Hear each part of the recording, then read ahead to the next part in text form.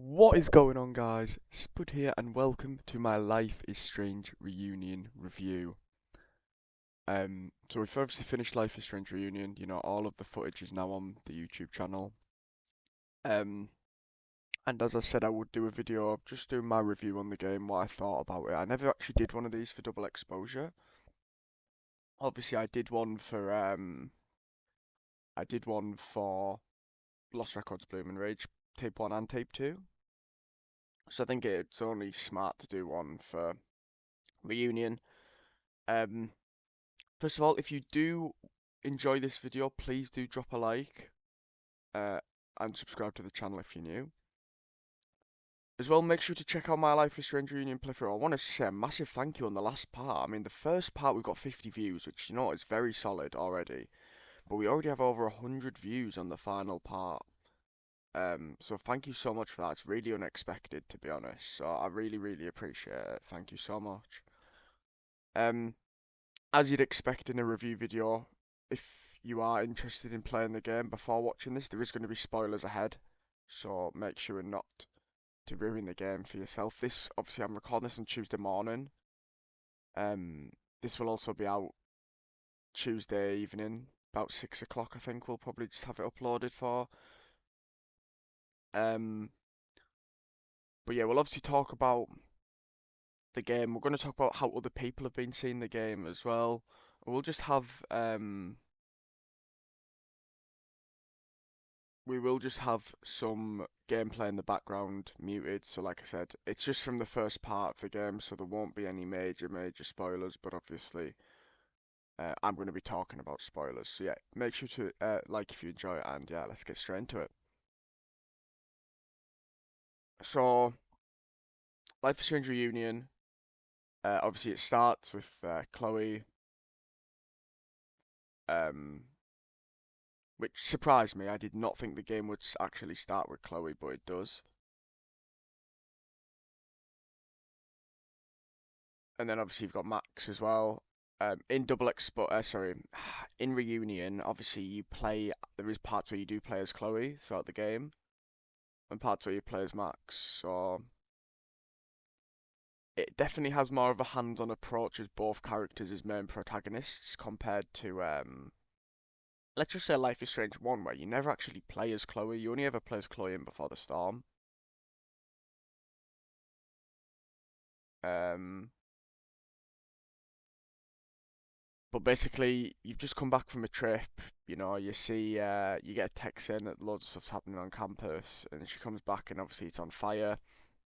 And then basically the game is you manage to have that photo that you took a few days before. You go back in time to try and find out what happened to stop the fire. Um, Obviously, Loretta actually dies before Max rewinds, before Max goes back into a photo. One of the reasons that obviously so basically, this whole fire, it's an arson, and it's by people who are trying to hide Abraxas's deep secrets. Hence why they were trying to blow up the Abraxas house, and Loretta was downstairs, and that's why she died. But obviously, Max finds that out and manages to get to her in time uh, before and use a rewind to stop the demolition from occurring. And then also another character who we'll briefly talk about, who it was to do with Abraxas, but he wanted to get revenge for his dad who died in a Abraxas party. So you get back to modern, you get back to like, I think it's Friday, and obviously this occurs on a Sunday, so it's only a couple of days before. But you know, like early on in the game, I'm thinking this is all right, you know. I wasn't sure which characters would have an impact. I mean, obviously my prediction was that Moses wouldn't have as much of an impact in this game. Well, that obviously just isn't the case. He has quite a big impact. One character that didn't have much of an impact, though, in my opinion, was Amanda. I think compared to the characters that were in the last game, I expected her to have a similar amount of screen time and impact as maybe Vin and Moses, not Safi, but Vin and Moses. Um, but it was okay. It was a solid start for a Life is Strange game. But then obviously it did get better with the whole Loretta saving Loretta, and then obviously Chloe returns regardless if you didn't sacrifice the town and you just sacrifice Chloe. Um, Regardless, Chloe's back there. She actually is in Moses' hands as well, and before she manages to use the photo. So she did come to Caledon to find Max because obviously Chloe's been having nightmares, and she's been seeing Safi in these nightmares as well with Max with a gun and everything. It's just a bit crazy. But then Chloe and Max meet up just after Max escapes the demolition site. And obviously Max is shocked, and then you find out that Arcadia Bay is actually okay and it isn't destroyed. And she was there a couple of weeks ago with her mum. Chloe was like crazy, crazy, crazy. So I actually did find out though that obviously from the alternate playthrough that Chloe doesn't even realise that she died if you sacrifice Chloe originally. So the whole thing is pretty crazy. Obviously the timelines have combined because of Max's power and double exposure.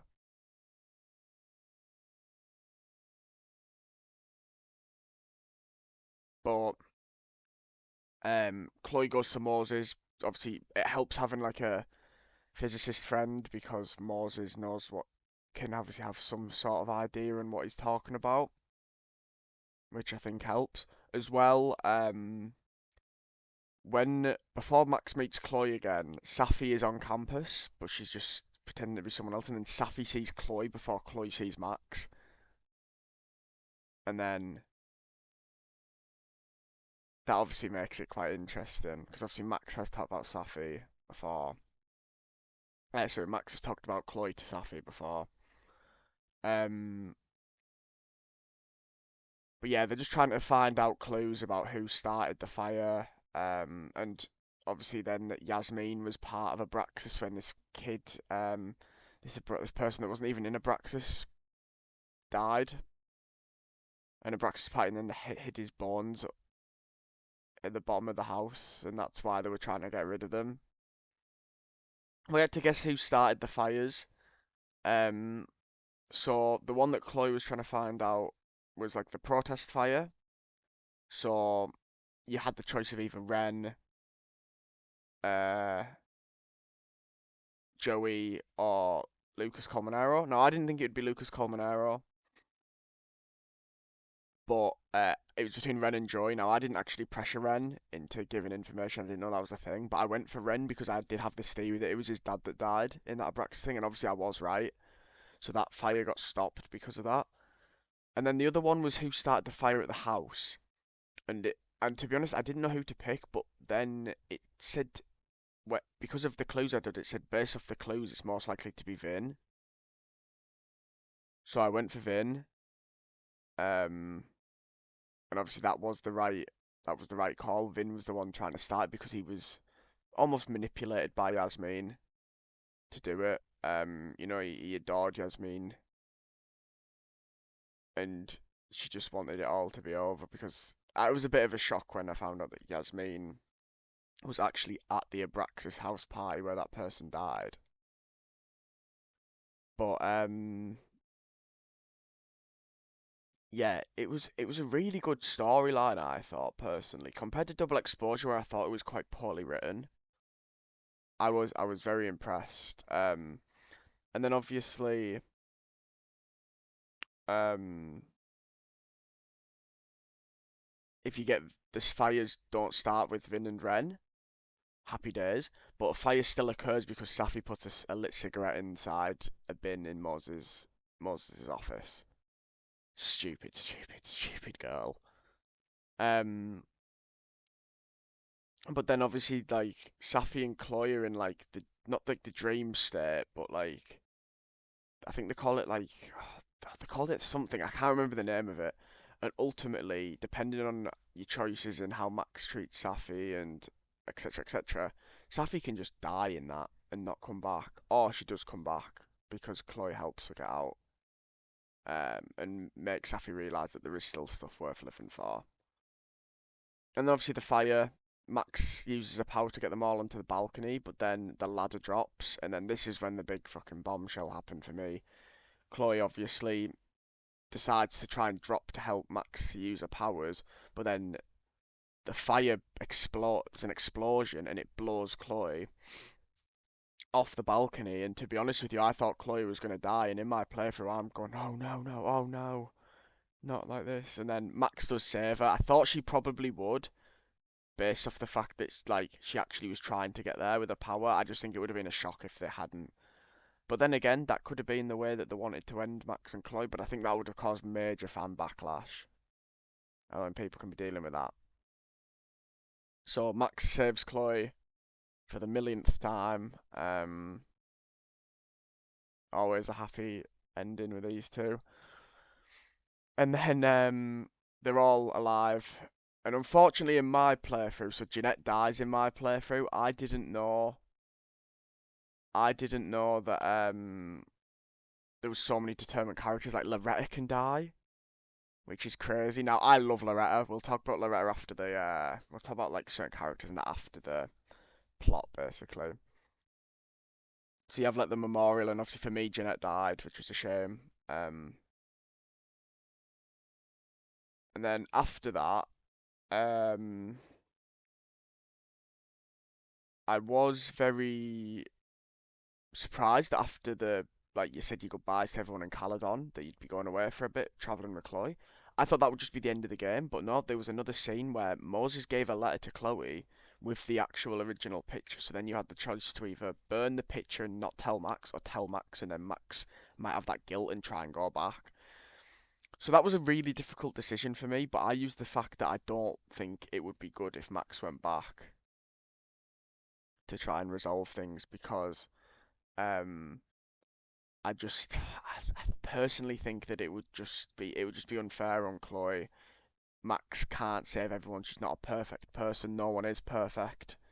Um, yeah, I think it was the right decision to burn it.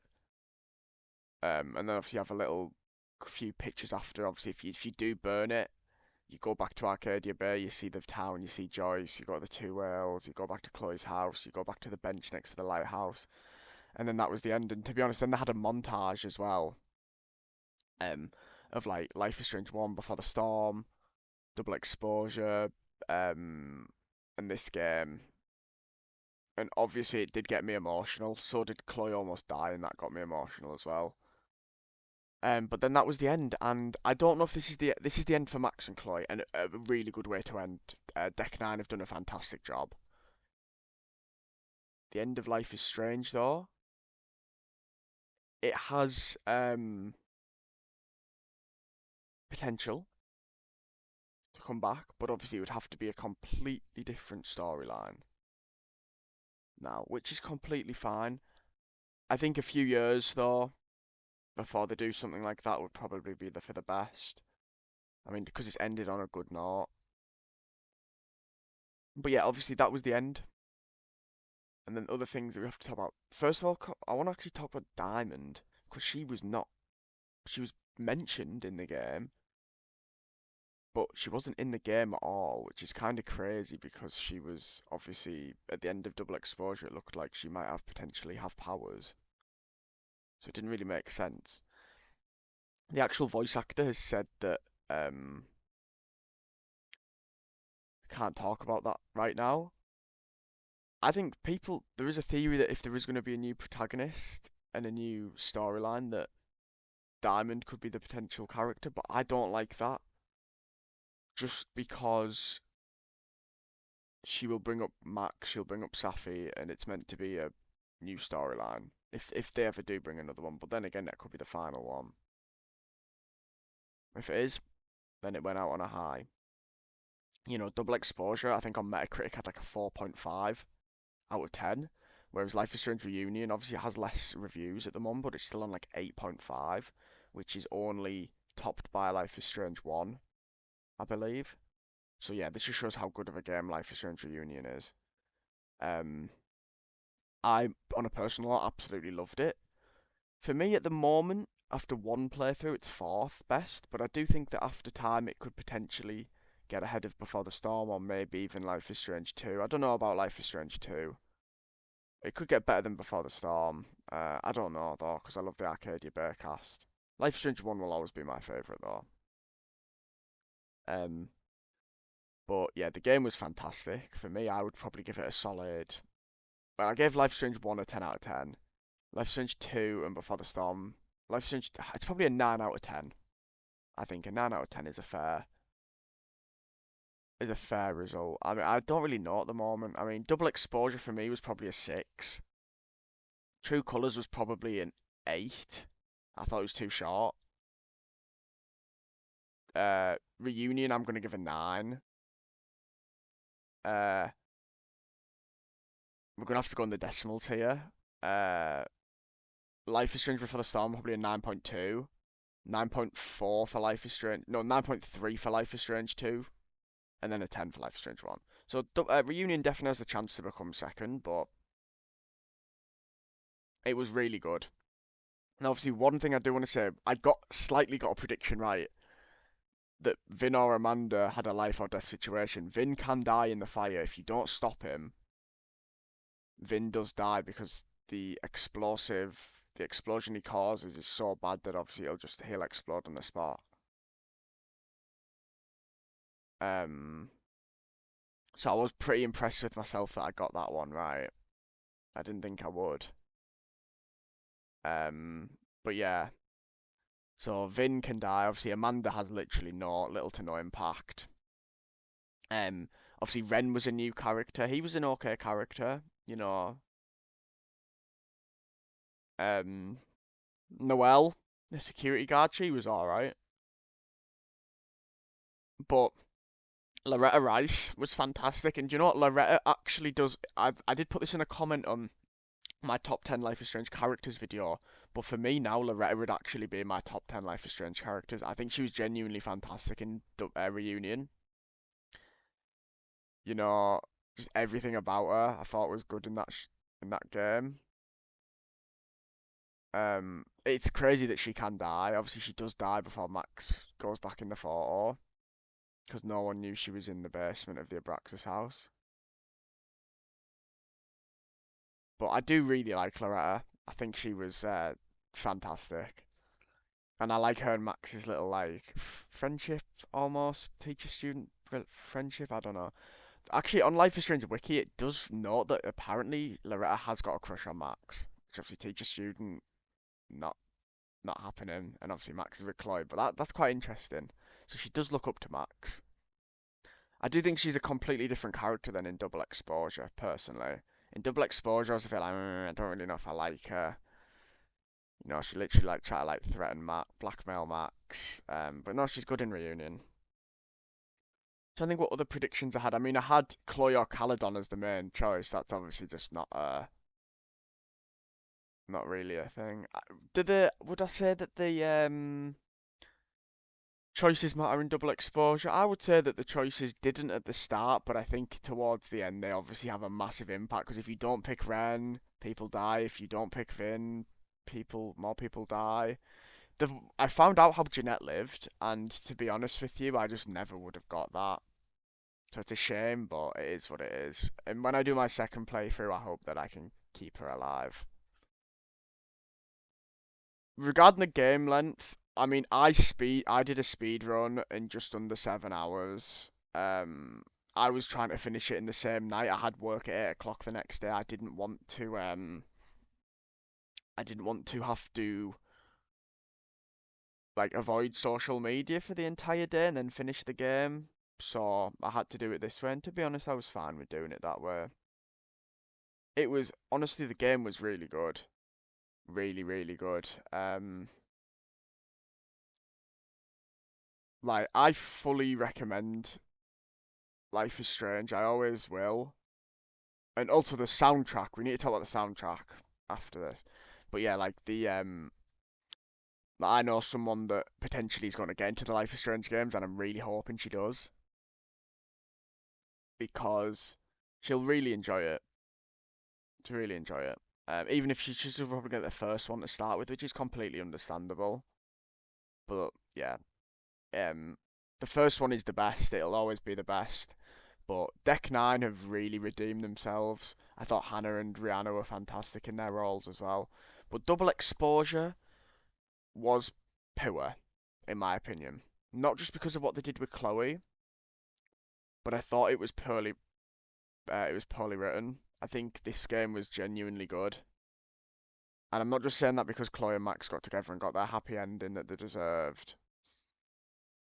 I do just think that the last game was a bit poor.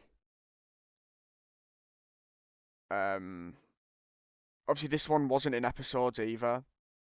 I tried to figure out roughly if like there was a big moment, would that have been the end of said episode? But honestly, I couldn't figure it out after it got to like halfway through the game, which is understandable. But the game was really good. The soundtrack was fantastic. I mean, I've listened to that menu music. I think it's Embers in the Sky, the instrumental version, for so many hours now. I love it. Obviously, Spanish Sahara comes back, but only if you sacrificed Chloe in Life is Strange 1. Otherwise, you get Piano Fire, which is still an absolute banger. Um, I do like Piano Fire. The soundtrack was good though. Even like at the start of the game, Die Anyway by Girl in Red. I thought that was good. Obviously they had Daughter. Daughter returned, which was nice after Before the Storm for Isolation. Obviously Daughter did the literally like the full soundtrack almost in Life is Strange Before the Storm. Yeah, it was honestly such a good game. Like I said, at this moment in time, a 9 out of 10. Most of the reviews are like 4 out of 5 or between 8, 8 to 9 out of 10. One thing I will say though, which was interesting was, and I don't mind people being a bit against it, because there's no one, it's never going to satisfy everyone. I think it was Tech Radar gave it a 2 out of 5, and they said that the reason they gave it such a low rating is because it was felt like another cash grab to get fans the happy ending that they failed to give them in the first game. Maybe that's right, but I thought the game was good. I really did. And like I said, if this is the end of Life is Strange, just thank you, because this franchise genuinely means so much to me. It is my favourite game series. I don't think it will be beaten as my favourite game series. I mean, obviously, Walking Dead's my second favourite game series, but it's a comfortable second. Obviously, I started playing all the games to get to Reunion. So my next Life is Strange gameplay, obviously not on YouTube, just in general, is I've already started playing Reunion again, but this time we're gonna look through things a bit more rather than just rushing through it. Um, I wouldn't say I like fully rushed it, but like the aim was to get it finished in one night. And like I said, I thought it would take a bit longer. I read online it was 10 to 12 hours. But yeah, honestly, my Life is Strange review in brief, very very good. I recommend it. Characters were great, soundtrack was great, story was great. I give it a 9 out of 10. Thank you so much for watching. Regarding other videos this week, the only other video this week is going to be um the roundup, which will be out tomorrow at 6 p.m. Alright, thank you so much for watching. Leave a like if you enjoyed. I'll see you next time. Bye for now. Cheers. Thank you.